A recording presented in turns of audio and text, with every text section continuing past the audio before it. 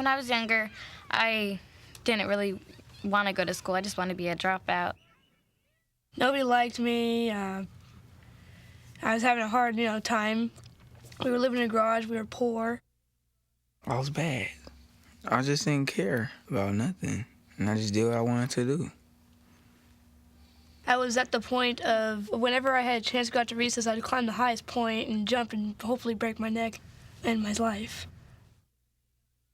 Friends of the Children is simply putting a caring, loving adult into the life of a child.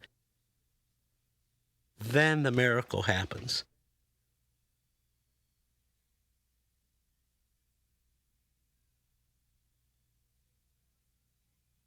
Mike helped me and saved my life, and pretty soon a door opportunity opened. I learned to play the violin. He got me into baseball. And over the past 4 years and a half I've known Mike, we've come a long way. I think all children are born with certain rights. The right to learn and to grow, to develop, to reach this unique potential that's in all of us. And I think what happens with a lot of our children is that these rights are literally taken away from them. Drugs and alcohol and violence and the kinds of parents that are there. These rights are buried under this great avalanche of despair and hopelessness. What we do is we build relationships. We develop caring, loving relationships. She was just mad. She was mad at everyone. And then one day she just broke down and she started crying and yelling and screaming. And she just let everything out. From that day on, everything just started to get better. I don't know if love conquers all, but love facilitates growth. It unlocks their hearts. It opens their minds.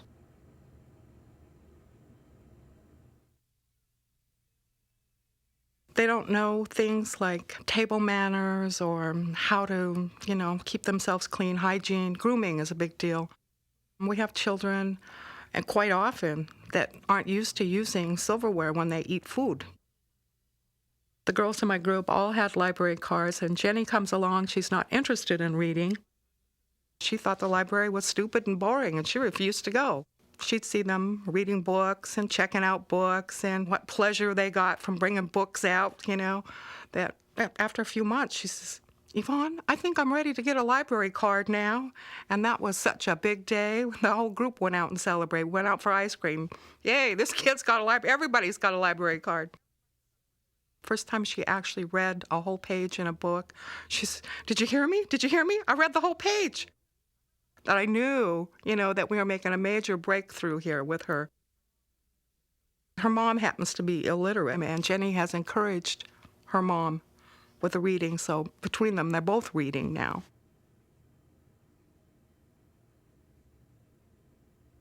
This brought home to me how the simple things that we all take for granted, it's such a big deal to them. I think these girls are going to make it. I'm behind them 100%. They better dang well make it.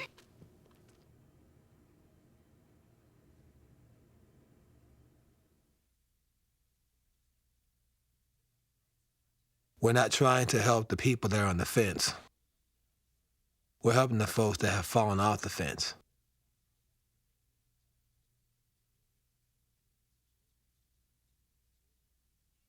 We're looking for the kids that are going to cost us up to $3 million each. And instead of costing us $3 million, we can turn them into productive citizens. They're going to give something back. They're constantly on your mind. I mean, it's like they're your own kids. Constant. The year before I met him, I was sexually abused by a kid. And I was feeling bad, and I didn't tell anybody. So he sort of helped me out with that one.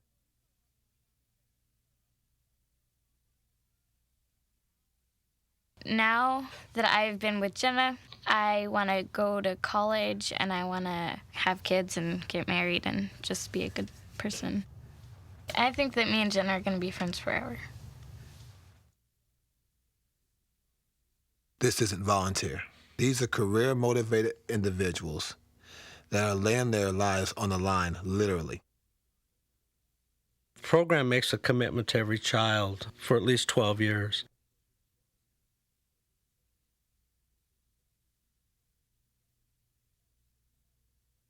He tells me not to hit people and stuff, not to hit girls, make sure I don't go to jail and stuff.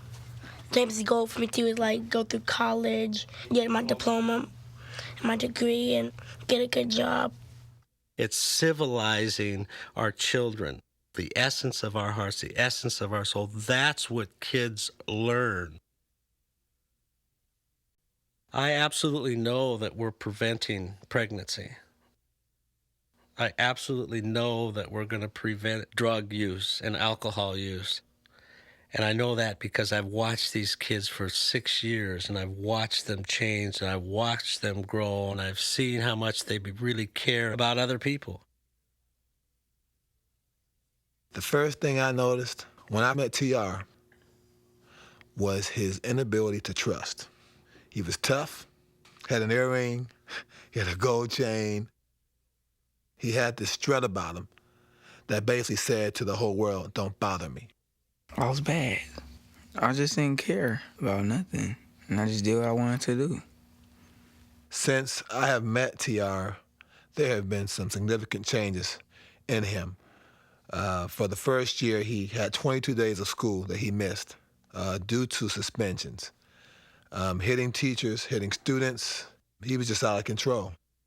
I got into a fight with the principal when I was in elementary. Gang members was always at our house every day, every night, drinking beer, and, they were always having money, and TR liked that. If I wasn't a part of TR's life, right now, at the age of 13, he'd probably be out on the street selling drugs, would be running somebody's corner somewhere. And I realized that I had a choice to make. In order to truly save TR's life, I would have to remove him from the gang somehow.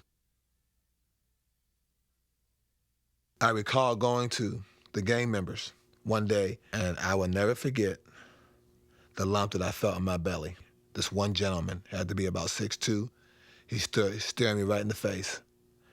And he said, may I help you? I said, little TR right there, he's mine now. He's gonna be okay. And I'd appreciate it if every day he came home that you would send him into the house and not allow him to come hang out with you guys anymore. And from that day, that's just what they did. They realized that this was a kid who actually had a chance. And this is something that they never had growing up themselves. So this was an opportunity for them to save a child. When that started coming by, I didn't like him because he was taking me away from my friends. But I kept on coming by to see me and talk to my mom. And then it just changed me. I'm doing better in school, in my sports. And I know what I want to be when I grow up. Zach was always coming around, and TR was just loving it. Oh, he said, oh, Mama, here comes Zach, here comes Zach. I felt kind of jealous. I said that I'm his mother. I'm the one that had him. That's what made me feel that I had to get off my butt and do something for him. I've gotten off of welfare totally and completely. I got up and got a job.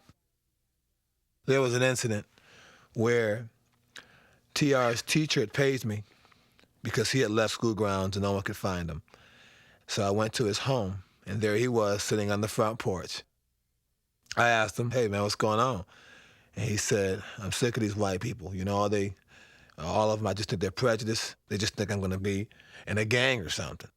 I said, are you? He says, no. I said, what makes you so sure you're not going to be in a gang? Can you read? He said, no. I said, are you doing good in math? He says, no. Do you have a good attitude? Again, he said, no. I says, are you bad? He says, well, everyone says I am. But whether your teachers are right or wrong, if all they ever see is a bad attitude and a grumpy face, that's what they're going to think. And he thought about it, and he asked me, well, how am I going to make it? What can I do? And I explained to him, it wasn't going to happen in one day.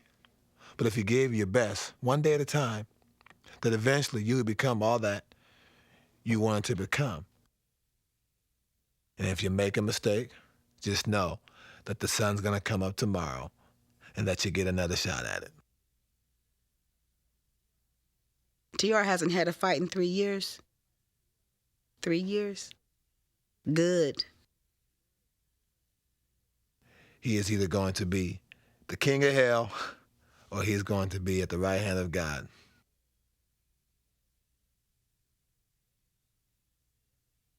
Whatever happens, there's nothing anyone can do to take away from these kids the love that we have given them. You can only hope that they decide to make the best of it. We just love our children. That's it.